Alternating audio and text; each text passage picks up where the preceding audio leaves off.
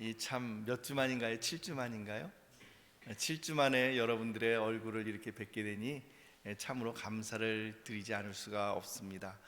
얼마나 함께 모여서 예배를 드린다는 것이 소중한 것인지를 다시 한번 깨닫게 되었고, 또 한 가지 깨닫게 된 것은 무엇이냐면, 그럼에도 불구하고 이렇게 대면 예배를 드리는 것이 참으로 소중하지만, 그러나 우리가 어디에 있든지 우리가 있는 곳이 바로 예배 처소다라는 것을 또 우리가 새롭게 알 수 있게 된 것을 하나님 앞에 감사를 드립니다. 오늘은 부활주일입니다. 이 부활절 아침에 생각나는 것은 지금부터 135년 전인 1885년 4월 5일 부활절 아침에 제물포 항에 누가 도착했냐면 이 땅에 언더우드와 아펜셀러 선교사가 도착을 했습니다. 그리고 그들은 엎드려 이 땅에 입을 맞추며 이렇게 기도를 했습니다. 주여, 우리는 부활의 아침에 이 땅에 도착하였습니다. 예수님의 부활의 권세와 능력으로 예수 그리스도를 모르고 어둠의 권세 가운데 매여 죽어가는 이 민족에게 빛을 비추소서. 이 땅에 기독교 선교사가, 공식적인 선교사가, 물론 그 전에 이렇게 비공식으로 오신 분들도 있었지만 이 두 분이 도착했을 때가 바로 부활주일 아침이었습니다. 그래서 한국 교회는 이 부활절과 굉장히 큰 밀접한 연관을 가지고 있습니다. 당시에 아펜셀러 선교사 그리고 언더우드 선교사가 도착했을 때 그들의 기도처럼 이 땅은 어둠에 매여 있는 사망에 그늘진 땅이었습니다.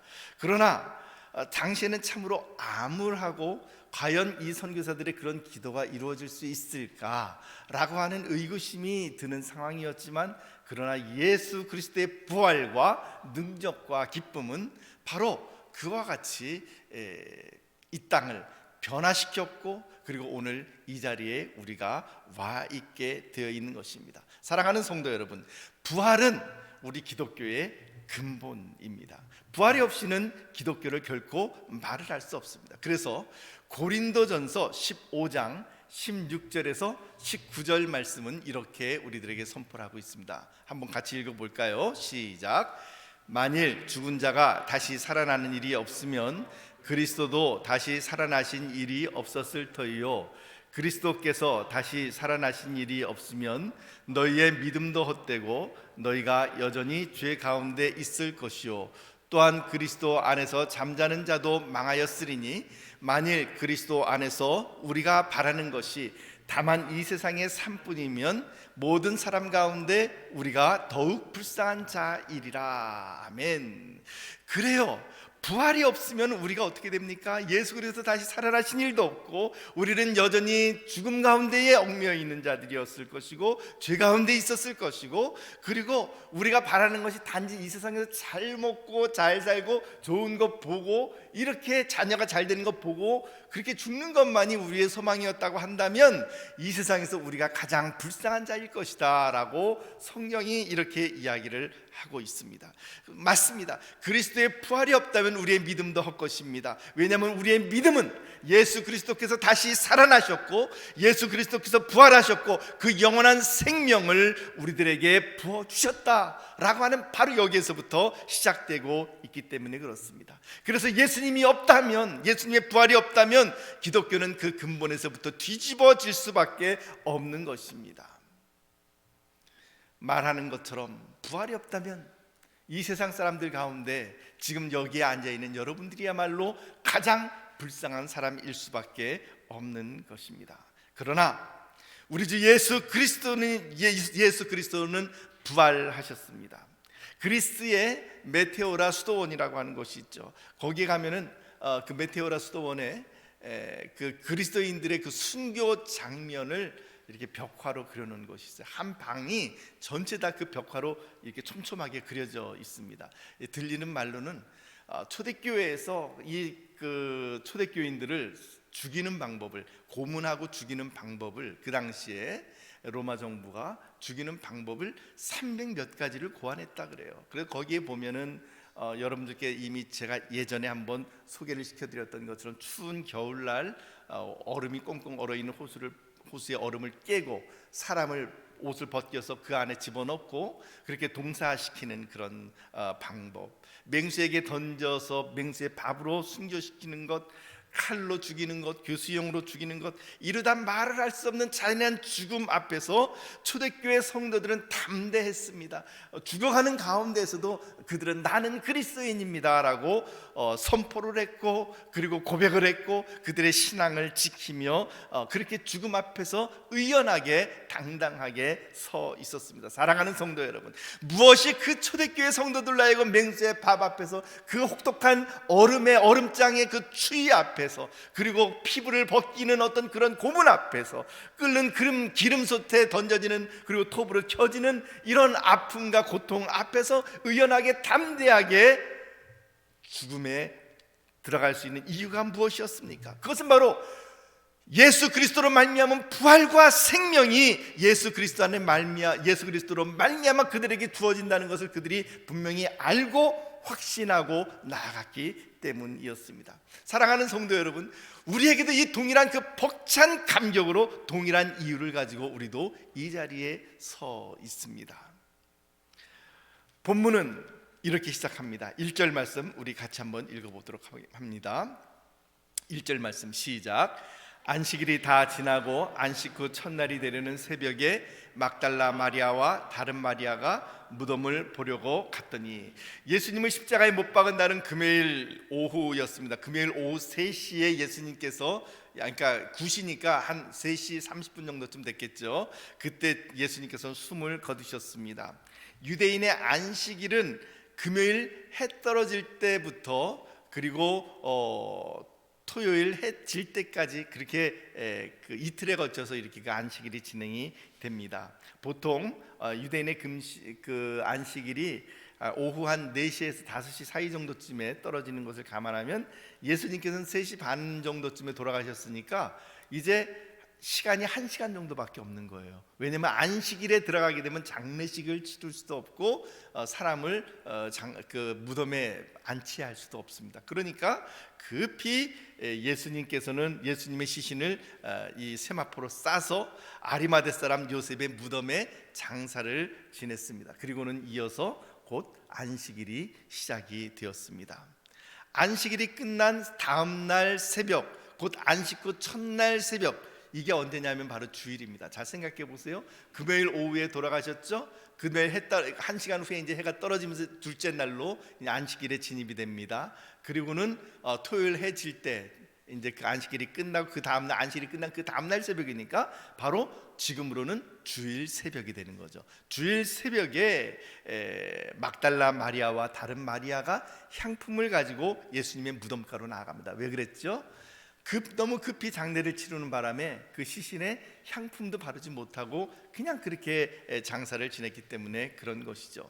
우리가 흔히 장사한 지 3일 만에 죽은 자 가운데서 다시 부활하시며, 그러니까 3일 후에 부활하셨다 이렇게 하니까 굉장히 꽤 시간이 지난 것 같은데, 사실은 잘 따져보면 금요일 오후 3시 반 정도쯤에 돌아가셔서 그 다음에 주일 새벽에 부활하셨으니까 몇 시간 정도 지났을까요? 약 한 36시간 정도 이렇게 지나고 난 다음에 예수 그리스도의 부활이 일어난 것을 알 수가 있습니다. 이 여인들은 가장 첫 시간, 하루가 시작되는 가장 첫 시간인 새벽에 그 예수님의 무덤에 나와 왔습니다. 여러분, 새벽에 깨어서 그것도 무덤가에 나온다라는 것은 대단한 열정과 그리고 사랑이 없으면 가능한 일이 아닌 것이죠. 이 여인들은 새벽에 무덤으로 찾아왔습니다. 무엇이 이 여인들로 하여금 그 꼭두 새벽에 예수님의 무덤가에 찾아오게 만들었을까요? 그것은 바로 예수 그리스도에 대한 열정이었습니다. 그것은 바로 예수 그리스도에 대한 사랑 때문이었습니다. 하나님께 받은 은혜 때문이었습니다. 예수님의 부활을 누구보다 먼저 접하고, 그리고 부활의 예수님을 누구보다 먼저 만난 사람들은 바로 이 제자들이 아니었습니다.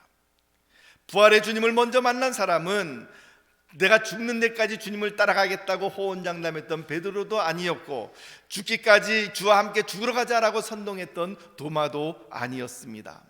바로 새벽에 무덤가로 나아갔던 여인들, 바로 그 여인들에게 예수 그리스도의 부활의 첫 소식이 전해지게 된 것이죠. 사랑하는 성도 여러분, 열정이 있는 사람, 예수님을 사랑하는 사람, 그리고 하나님께 은혜를 받은 사람이 새벽에 주님께로 나아갑니다. 저는 여러분들 모두가 이처럼 새벽에 주님을 만나실 수 있게 되시기를, 이런 새벽에 예수님의 무덤가로 나아가는 열정과 사랑과 하나님의 은혜가 여러분들의 심령과 여러분들의 가정 위에 넘쳐나게 되시기를 주님의 이름으로 축복합니다. 찬송가 154장 3절 말씀은 그래서 이렇게 찬양하죠. 마리아처럼 새벽에 주께로 갑니다. 빈 무덤 내게 보이사 날 가르치소서. 아멘. 마리아처럼 그렇게 새벽에 주님께로 나아가십시다. 이 예수님의 무덤가에 그들이 도착했을 때에 거기에는 놀라운 일들이 이미 벌어져 있었습니다. 큰 지진이 났고 예수님의 무덤을 막았던 돌이 이미 굴러 떨어져 있었습니다. 거기에는 흰옷을 입은 번개와 같은 형상의 이 천사가 하늘로부터 내려와 그 현장을 지키고 있었고, 무덤을 지키던 병사들은 죽은 사람들처럼 몸이 굳어져서 무서워서 떨고 있었습니다. 그 천사가 여인들에게 이렇게 이야기를 합니다. 5절에서 6절 말씀 같이 한번 읽어봅시다. 5절에서 6절 말씀 시작. 천사가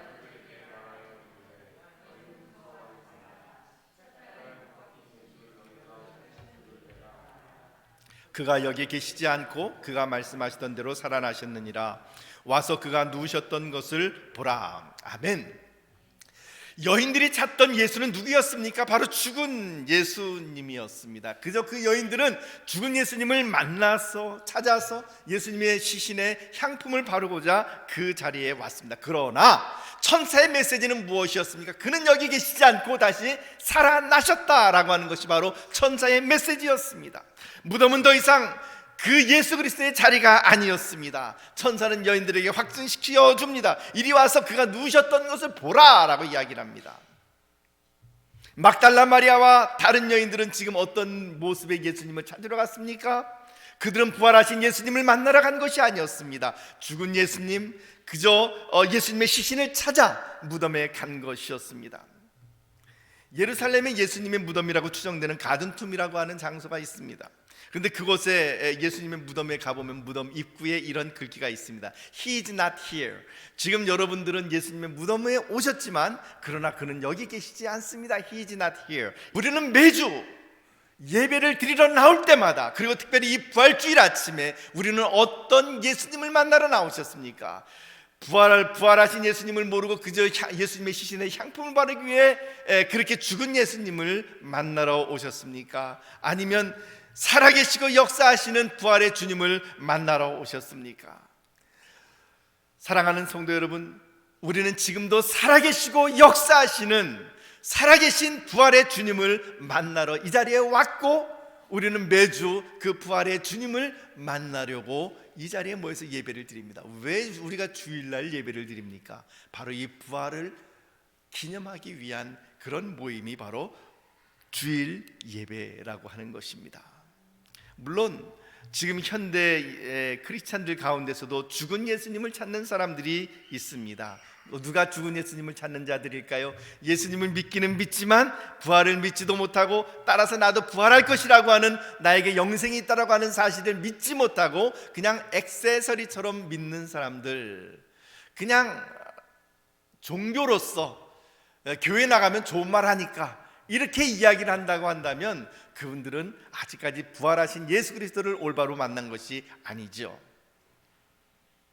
그러나 우리 주 예수 그리스도는 분명히 말씀하십니다. 나는 어제나 오늘이나 영원토록 동일하며 두세 사람이 내 이름으로 모인 곳에는 나도 그들 중에 있느니라 라고 말씀을 하십니다. 언제요?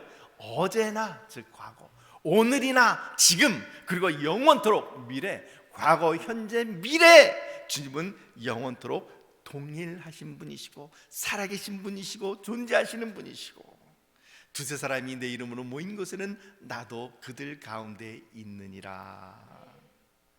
사랑하신 성도 여러분, 예배란 무엇입니까? 예배란 설교를 들으러 오는 것이 아닙니다. 예배는 부활하신 예수 그리스도의 임재를 느끼고 그 예수 그리스도 앞에 경배하는 것이 예배입니다.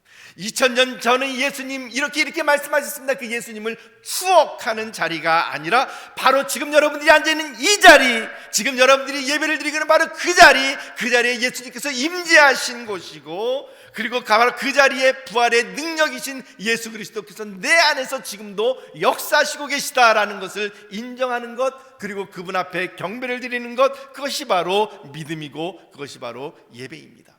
천사의 메시지는 이렇게 또 계속 이어집니다. 7절 말씀 우리 같이 읽어봅시다. 7절 말씀 시작. 또 7절 말씀 같이 한번 말씀을 통해서 같이 읽어볼까요? 시작. 또 빨리 가서 그의 제자들에게 이르되 그가 죽은 자 가운데서 살아나셨고 너희보다 먼저 갈릴리로 가시나니 거기서 너희가 배우리라 하라. 보라, 내가 너희에게 일렀느니라 하거늘. 아멘. 부활의 메시지를 전하면서 천사는 제자들에게 갈릴리로 올라가서 거기서 부활의 예수님을 만날 것을 주문을 합니다. 여인들은 큰 기쁨과 그리고 또한 한편으로 두려움과 무서움과 큰 기쁨으로 무덤을 떠나 제자들에게 이 놀라운 소식을 전하려고 어떻게 합니까? 어떻게 했어요? 걸어갔습니까? 기어갔습니까? 어떻게 했죠? 예, 다름질을 했습니다. 다름질. 여러분, 뛰어간다라는 것은 무엇을 의미하는 것일까요? 마음이 급하다는 거예요. 그죠? 여러분들 언제 뛰어갑니까? 예, 마음이 급하고 급하면 막 뛰죠. 그러니까 얼마나 이 부활의 소식이 놀랍고 큰 기쁨이고 빨리 전하고 싶었으면 다름질 했겠습니까? 저는 여러분들이나 저나 이렇게 다름질하는 열정이 있게 되기를 바랍니다.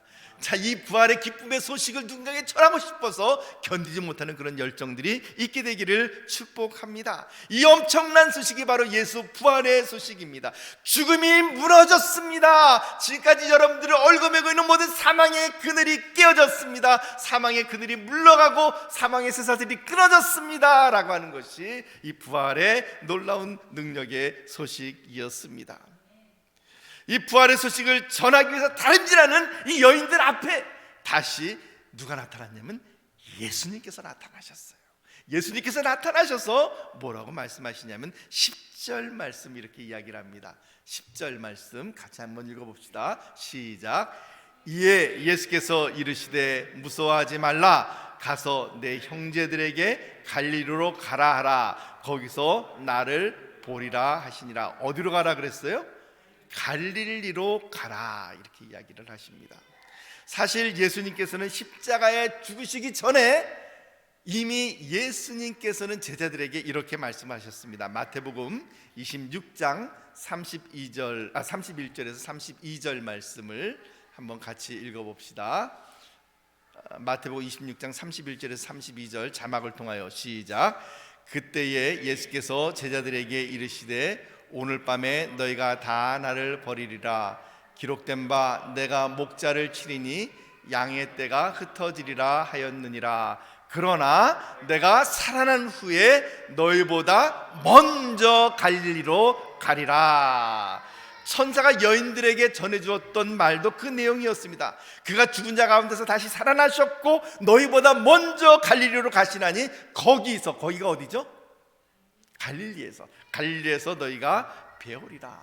사랑하는 성도 여러분, 부활하신 예수님께서 또 부활하시기 전에 예수님께서 그리고 또한 이 부활의 소식을 전하는 천사가 이 예수님과 천사가 계속해서 이야기하는 게 뭡니까? 우리가 갈릴리에서 예수님을 다시 만나뵐 것이다. 거기에서 만나자라고 이야기를 하는 거죠.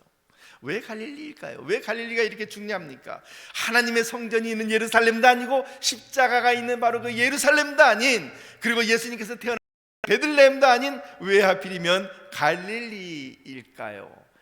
이 갈릴리에는 두 가지 묘한이라기보다는 갈릴리는 굉장히 중요한 두 가지 의미가 있습니다. 갈릴리가 왜 이렇게 중요하면, 첫째, 갈릴리는 회복과 치유의 장소였습니다. 저를 따라서 한번 해볼까요? 회복과 치유의 장소. 예, 갈릴리 바로 회복과 치유의 장소였습니다. 갈릴리의 제자들이 그래서 21절 이렇게 보면은 거기서 이제 예수님을 다시 만나기 전에 베드로가 그 제자들에게 이렇게 이야기를 합니다. 요한복음 21장 말씀 보면 나는 물고기 잡으러 가노라라고 그렇게 이야기를 합니다. 근데 사실 나는 물고기 잡으러 갑니다라고 이야기를 한 그 베드로의 이 말에는 굉장한 베드로의 절망이 묻어나 있습니다. 예수님의 수제자라 인정을 받았던, 누구보다도 예수님과 가장 가까운 지근거리에서 예수님에게 가장 전수를 잘 받은 제자라고 여겼던 베드로는 어떤 일을 당했나요? 가야바의 집터에서, 즉 예수님께서 십자가에 못 박혀 돌아가시기 바로 그 전날 밤 가야바의 집터에서 3번이나 예수님을 부인합니다. 닭이 오는 순간 예수님께서 누가복음 말씀에 의하면 뒤를 돌아보셨다라고 이야기를 했고, 그 예수님의 눈빛과 마주쳤던 베드로는 밖에 나가 통곡을 하며 자기의 연약함을 탓하였습니다. 아마 그리고는 그런 자책감이 있었을 거예요. 난 이제 더 이상 예수님의 제자로서는 함량 미달이다, 자경 미달이다. 나 같은 것이 할 수 있는 일은 아무것도 없다. 이제 더 이상 나는 예수님의 제자라는 어떤 직분을 내가 감당할 수 있는 능력이 없다. 내가 할 일이라고는 그냥 다시 옛날 직업으로 어부가 되는 그 길밖에는 없다. 바로 이런 철저한 좌절감, 자책감, 절망감 속에서 내뱉은 말이 무슨 말이냐면 나는 물고기나 잡으러 가겠다라고 하는 한탄의 말이었습니다. 그런데 여기에 대해서 제자들이 뭐라고 동조합니까? 요한복음 21장 3절 말씀 이렇게 또 이야기를 합니다. 우리 같이 읽어봅시다. 시작. 시몬 베드로가 나는 물고기 잡으러 가노라 하니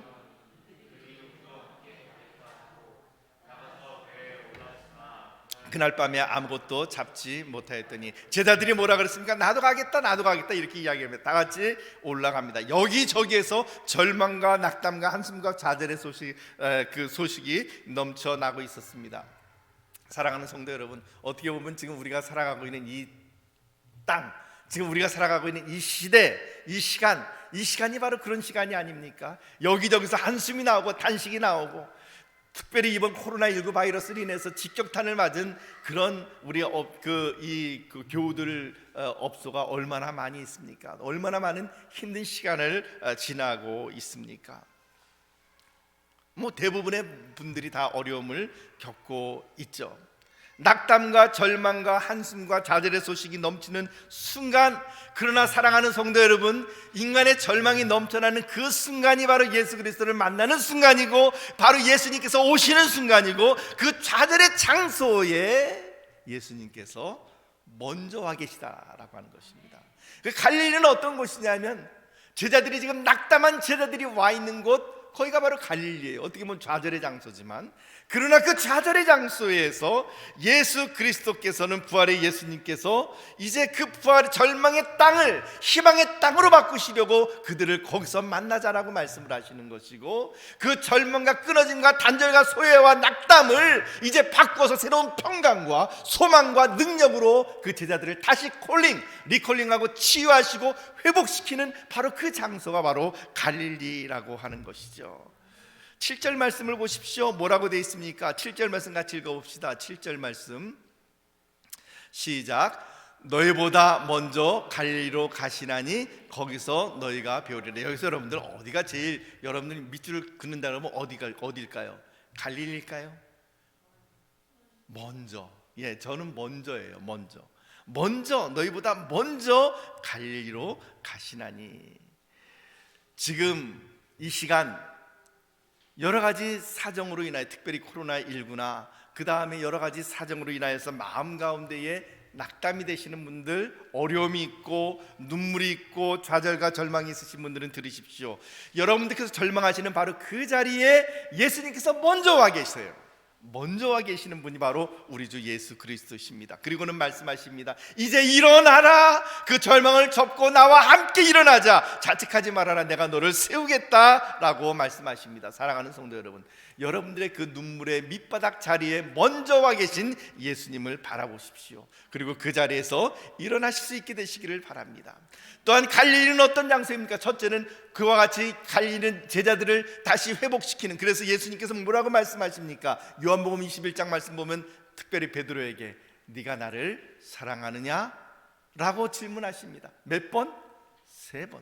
세 번 부인했던 베드로를 세 번 네가 나를 사랑하느냐라고 질문하심으로 베드로가 예수님 내가 당신을 사랑합니다라는 고백을 세 번 부인했던 것을 세 번 사랑 고백을 하게 하심으로 예수님께서는 베드로를 치유해 주시고 있는 것이죠. 다시 콜링해 주고 있는 것이죠.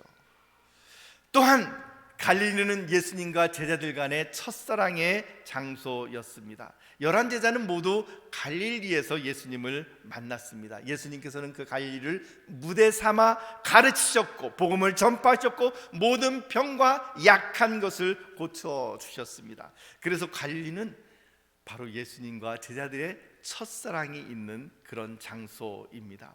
그 첫사랑을 다시 예수님께서는 회복시키시기를 바라시고 처음으로 다시 돌아가게 하시기를 바랍니다. 지금 요한복음 21장 말씀도 여러분들 가만히 잘 보세요. 잘 보시면은 그 갈릴리에서 예수님께서 그 제자들을 만나 주실 때 시간이 언제였습니까? 새벽이었죠. 새벽. 밤새 고기를 잡았지만 한마디도 낚지 못하고 돌아올 때에 예수님께서는 제자들에게 그물을 깊은 그 오른편에 던져라 라고 말씀하셨고 거기에서 153마리의 그 큰 물고기 떼를 잡아 올리지 않습니까? 자, 예수님의 제자들이 예수님을 버리고 뿔뿔이 흩어지고 특별히 베드로가 예수님을 부인했던 때가 언제였습니까? 새벽이었습니다. 가야바의 집터에서. 가야바의 집터에 숯불을 피워놓고 있었고 그 다음에 요한복음 21장 말씀 보면 예수님께서도 거기에 숯불을 피워놓으시고 거기서 빵과 그리고 물고기를 구워서 제자들을 먹여주셨습니다. 특별히 베드로의 경우 보면은 베드로가 예수님을 처음 만났을 때도 예수님께서는 뭐라고 그 전날 아무것도 잡지 못했지만 깊은 곳에 그물을 내려라 라고 말씀하셔서 고기를 잡게 만드셨고 이날도 요한복음 21장도 아무것도 잡지 못했던 그날 그 밤에 예수님께서는 배 오른편에 그물을 던지라 라고 말씀하셔서 고기를 잡게 해주셨습니다. 이런 시간적인 그리고 유사성들, 장소적인 유사성들, 그 상황의 유사성들 이런 것들을 통하여서 예수님께서 지금 이 갈릴리에서 예수님께서 제자들을 보자고 말씀하신 것은 무엇일까요? 그것은 바로 너희가 나를 만나던 그 시간으로 돌아갔으면 좋겠다. 너희가 자책하지 않았으면 좋겠다라고 말씀을 하시는 것이죠. 이제는 세상의 헛된 욕망이 아니라 부활의 능력으로 하늘의 소망을 가지고 재출발하시기를 원하십니다. 사랑하는 성도 여러분, 갈릴리 거기는 어디입니까? 첫사랑을 회복하는 곳입니다. 믿음의 새 출발을 하는 곳이고 버린 사명을 새롭게 하는 것이고 흩어진 공동체를 재건하는 것이고 절망을 바꾸고 희망을 선포하는 곳입니다. 사랑하는 성도 여러분, 우리 함께 갈릴리로 가십시다. 당신이 움크리는 것이 바로 절망의 땅이라 할지라도 갈릴리에서 만난 주님은 바로 우리의 절망, 바로 여러분들의 절망을 희망의 땅으로 바꾸어 주시는 그런 분이십니다. 갈릴리로 가십시다. 사랑을 회복하고 기쁜 마음으로 감격함으로 살아갑시다. 온 천하에 사랑할 대상이라고는 바로 여러분 한 분밖에 없는 것처럼 예수님께서는 나를 사랑하시고 여러분을 사랑하십니다. 갈릴리로 가십시다. 사랑의 땅으로 가십시다. 하나님은 우리들에게 영생의 세계를 주십니다. 이 세상이 전부가 아닙니다. 이 세상에서 살아가는 삶이 전부가 아닙니다. 그래서 고린도 전서 15장 말씀이 우리들에게 말씀하여 주셨던 것처럼 부활이 없다면 우리는 이 세상에서 가장 불쌍한 자일 수밖에 없는 것이죠. 사랑하는 성도 여러분, 이 땅은 전부가 아닙니다. 이 땅은 일시적인 것이고 그리고 순간적인 것입니다. 갈릴리는 우리가 주님을 만나서 우리 자신을 다시 회복시키는 그런 땅이시고 그리고 또한 거기에서 우리는 부활의 능력을 만나며 우리들의 시야를 넓게 펴는 것입니다. 지금까지 우리가 바라보았던 것은 단지 이 땅에서의 삶뿐이었다면 예수 그리스도의 부활로 말미암아 우리는 새로운 차원으로 우리의 시선을 돌릴 수 있게 되고 새로운 차원의 새로운 영생의 기쁨과 영생의 능력과 부활의 능력이 우리를 지배하게 되는 것입니다. 사랑하는 성도 여러분, 부활주일 아침입니다. 이 부활의 능력이 침침하고 그리고 절망스럽게 우리를 짓누르고 있는 이 모든 어두움의 그늘들을 걷어내버리시기를 축복하고 여러분들 가운데 얽혀져 있는 모든 쇠사슬들 꼼짝달싹 못하게 옥매고 있는 모든 이 사슬들이 예수 그리스도의 부활의 능력과 부활의 소망 가운데 끊어지기를 선포하십시오. 믿으십시오. 그렇게 선포하고 믿으며 나아가면 그렇게 되는 것입니다. 내 믿음대로 될지어다. 아멘. 이 말씀을 우리가 믿으며 부활의 능력으로 새롭게 나가시는 저와 여러분들이 되시기를 우리 주 예수 그리스도의 이름으로 축복합니다. 우리 함께 기도하겠습니다.